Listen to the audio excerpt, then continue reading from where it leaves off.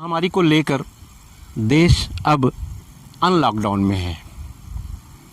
वैसे भी हमारे यहाँ जो काम होता है उल्टा होता है।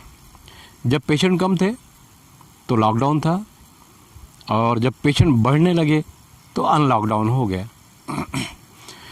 आइए भिवंडी की तरफ चलते हैं। भिवंडी निजामपुर शहर महानगर पालिका की हद में महानगर पालिका की 5 प्रभाग समितियां हैं।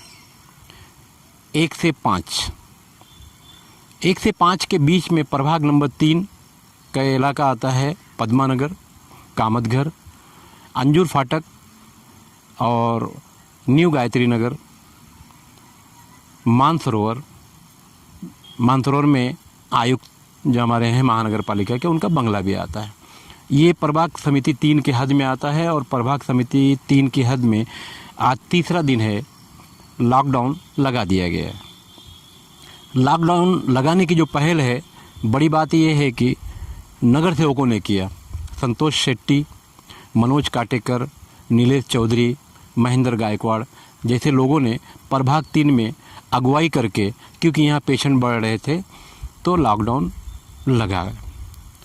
ये लॉकडाउन लगाकर इन चारों नगर सेवकों ने यूँ समझ लीजिए कि मनपा आयुक्त के मुंह पर थप्पड़ मार दिया, क्योंकि मनपा आयुक्त जो हैं लॉकडाउन के ताल्लुक से लेकर पूरी तरह से नाकाम है।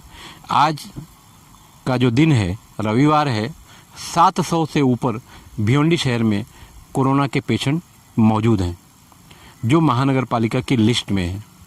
जो लिस्ट के बाहर हैं वो अलग। भिवंडी शहर में जब लॉकडाउन लगा था तो उस वक्त भिवंडी पुलिस ने पूरी तरह से मेहनत करके भिवंडी शहर को कंट्रोल किया था और ईद से 1 हफ्ता पहले भिवंडी पुलिस पीछे हट गई। पीछे हटने का मतलब ये था कि पुलिस का जो अंदाज़ था वो रुक गया और फिर ईद आई और ईद के बाद यानी कंटिन्यू पेशेंट बढ़ते रहे भिवंडी शहर में, यानी पूरा भिवंडी शहर ओपन हो गया अनलॉकडाउन से पहले ही, जिसके कारण आज भिवंडी शहर को ये भुगतान भुगतना पड़ रहा है। और इसकी जो बड़ी बातें हैं, अनलॉकडाउन के कारण जनता जब रोड पर आई, पूरे शहर में बेफिक्र होकर घूमी, तो कोरोना के पेशेंट बढ़े। इस डर से भिवंडी शहर के जो निजी हॉस्पिटल वाले हैं वो पीछे हट गए। उन्होंने अपना हॉस्पिटल बंद कर दिया क्योंकि कोरोना के पेशेंट बढ़ रहे थे। उसके बाद जनरल प्रैक्टिस करने वाले जो मशहूर दवाखाने हैं, लगभग 90%, इन्होंने भी मैदान छोड़ दिया। और अब भिवंडी शहर में जो मौतें हो रही हैं, जो कब्रिस्तानों से रिपोर्टें आ रही हैं, ये ख़तरनाक हो गई हैं, क्योंकि जो बीमार हो रहा है उसे हॉस्पिटल की मदद नहीं, जो बीमार हो रहा है उसे जनरल प्रैक्टिस की मदद नहीं।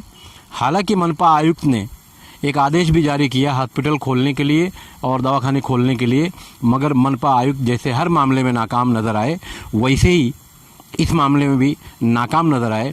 इनके जो वैद्यकीय अधिकारी हैं धुले, वो खुद इस मामले में पूरी तरह से नाकाम नज़र आए, जिसके कारण शहर में उन्हें हटाने के लिए और मनपा आयुक्त की बदली के लिए आवाज़ उठने लगी है। रही बात महापौर की है, तो महापौर प्रतिभा ताई पाटिल कुर्सी पर हैं, मगर उनके पति भिवंडी शहर के हर मामलात में तजर्बाकार हैं, मगर कहीं ना कहीं वो भी खामोश हैं। ये समझ के बाहर है। मनपा आयुक्त के आदेशों का उल्लंघन हो रहा है, कोई मानने को तैयार नहीं है। महापौर खामोश हैं और ख़ास बात यह है कि भिवंडी पुलिस भी खामोश है।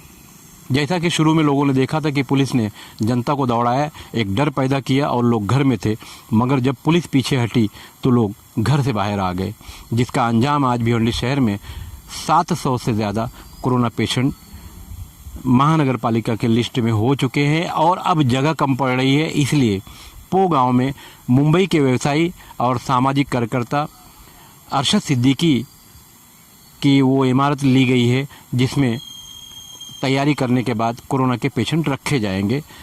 सही मानों में अगर देखा जाए तो मनपा आयुक्त पूरी तरह से देखा जाए तो आने के बाद से ही मामलात बिगड़ते चले गए और शहर कंट्रोल के बाहर हो गया। और कोरोना पेशेंट के ताल्लुक से कोविड-19 का जब मामला सामने आया तो कोरोना पेशेंट के लिए भी ऐसे बंदोबस्त नहीं हो सके क्योंकि आईजीएम हॉस्पिटल के बाहर जो लोग रोते चिल्लाते मिलते हैं तो उससे समझ में आता है कि मामला ठीक नहीं है।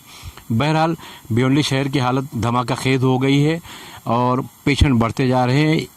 अगर यही हालात रहे तो 2 से 4 दिनों में 1000 की संख्या हो सकती है। और ऐसे में अंदर से जो खबर आ रही है, प्रभाग 3 में जो लॉकडाउन लगाया गया है 1 हफ्ते के लिए, उसमें सब्जी भाजी या दूध, मेडिकल, इस तरह की सर्विसेज को फ्री रखा गया है। तो ऐसा लगता है कि अंदर से जो खबरें हैं 48 या 50 घंटे के अंदर पूरे भिवंडी शहर में लॉकडाउन लग जाएगा। मैं सलमान मेमन के साथ खान फखर आलम।